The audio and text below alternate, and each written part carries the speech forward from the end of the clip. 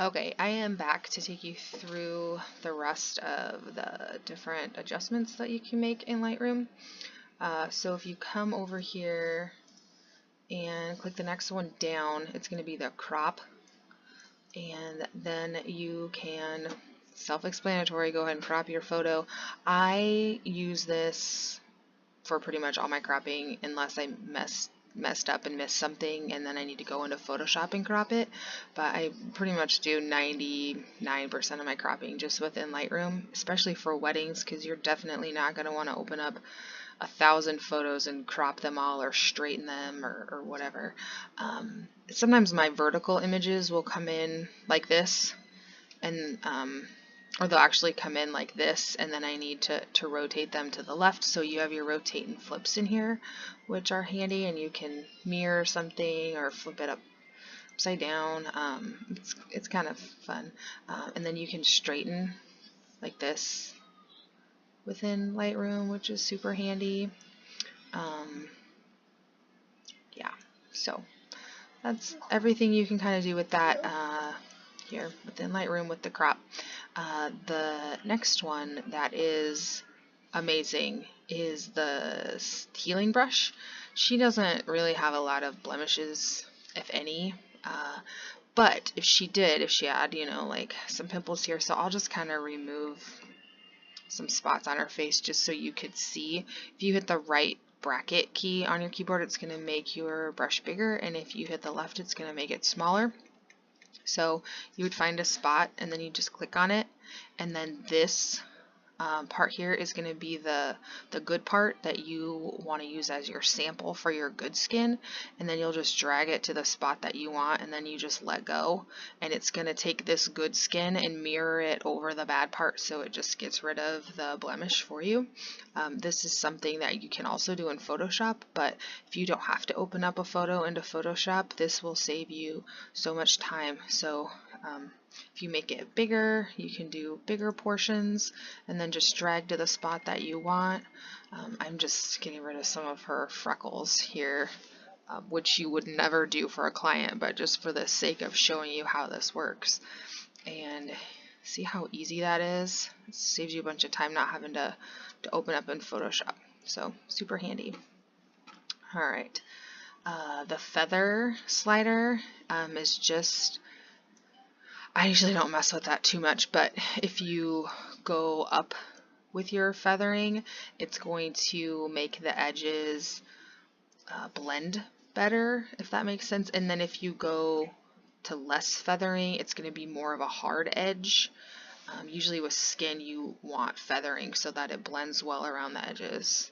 And then the opacity, if you take it down, then it will make it so you'd still maybe be able to see a little bit of the blemish through. So for instance, say newborn has like some flaky skin, and the mom doesn't want you to totally get rid of the flaky skin because she kind of likes it, but she wants you to lessen it a little bit. You might take a couple of the bigger chunks off, and then maybe you would lower the opacity and click over some of the other skin, but you want to lower the opacity so you can still see that a flake is there, but it's not as harsh looking, if that makes sense. If you guys have questions about that, just post a comment under the video and I can help you with that. But lowering the opacity will just allow some of that blemish or whatever mark you're trying to cover up to allow it to show through.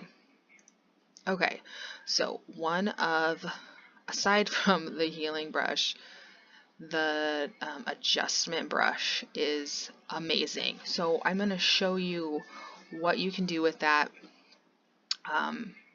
Okay, so over here on the right hand side, you can see where we kind of maybe would start to lose a little bit of detail if we upped the exposure on her face, and we want to make sure we're keeping all the detail in this white blanket. And in Photoshop, you could open up the photo and then do a mask and separate these two portions, but the adjustment brush is going to allow you to do that really quickly within Lightroom.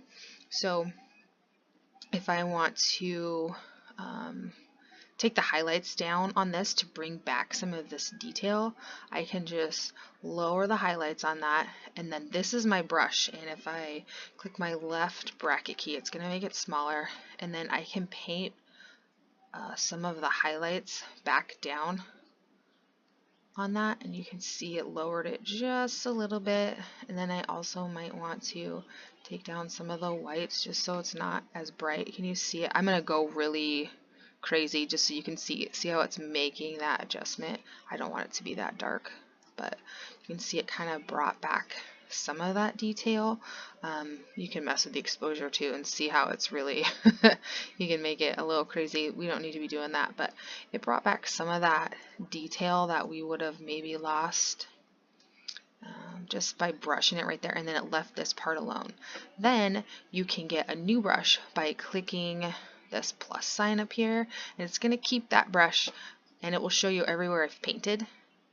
But now maybe I just want to up just the exposure on her face, so I'm going to set all these back to 0, and I have a brand new brush now, so any adjustments I make, it's not going to mess with this one. It's going to keep that one the same, and so I can up the exposure, and then I'm just going to brush it on her face just to brighten up her face a little bit.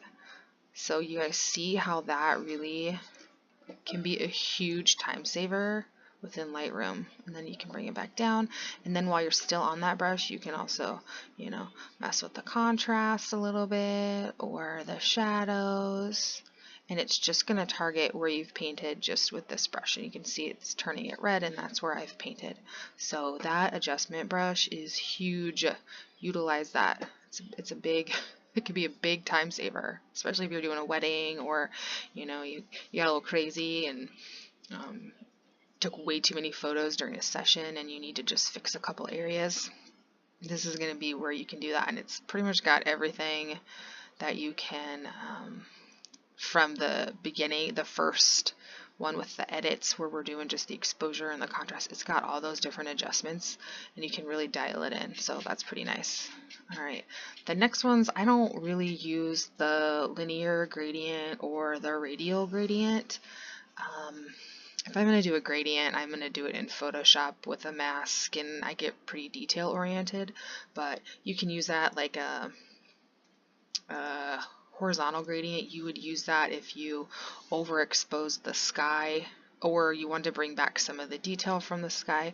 You could use a gradient, and then it will start out stronger at the top and then kind of fade out. So if you want to bring back some sky, you would want it to be like the exposure to be brought down more at the top and then kind of gradually fade towards the bottom. But I just don't use those. If I'm going to do that kind of detailed work, I'm going to do it within Photoshop. That's just how I learned and where I'm comfortable.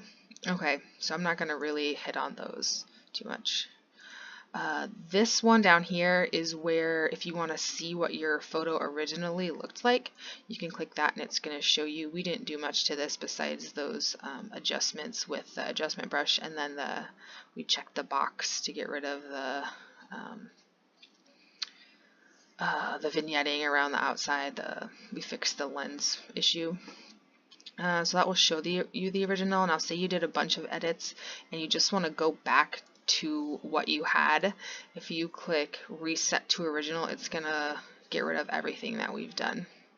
So if you click that, then boom, everything's gone. It reset it to what it originally looked like when we opened up the file for the first time into Photoshop. So, and then if you click this edit in Photoshop, it will take all the adjustments you've done and it will open it right up into Photoshop, so you can keep editing it, so you don't have to export it first and then open it into Photoshop. So let's see, within Lightroom also you can come down here, and this is where if you have your film strip on, so if you have a bunch of different photos that you're working on, you can click that. This is going to be where it's going to fill the screen, fit the screen, zoom in to 100%. That's what those do. This will show you a side-by-side with an original and then any edits that you've made. Well, we didn't. I just set it back to where it was supposed to be, so it doesn't have anything to show me. But there's going to show you the original then you click it and it shows you the adjustments that you've made, which is kind of cool. So yeah, that's pretty much Lightroom. If you guys have questions about that, just let me know. And then I didn't show you this one, but up at the top it does have an auto setting, which you can always click, and it does whatever it thinks is best for your photo. So if you don't really know what you want your photo to look like, or you're just not sure where to start, you can click that auto button up at the top and it will tell you what it thinks it should look like. And I would say 90% of the time it's so super wrong, it's not even funny, but it could be a good starting point for you if you don't have presets or anything that you're working with. And then you can go in and just adjust the exposure or the contrast, and sometimes it does a pretty good job, but a lot of times it's pretty off. So okay, if you guys have questions, let me know, but that's pretty much Lightroom in a nutshell.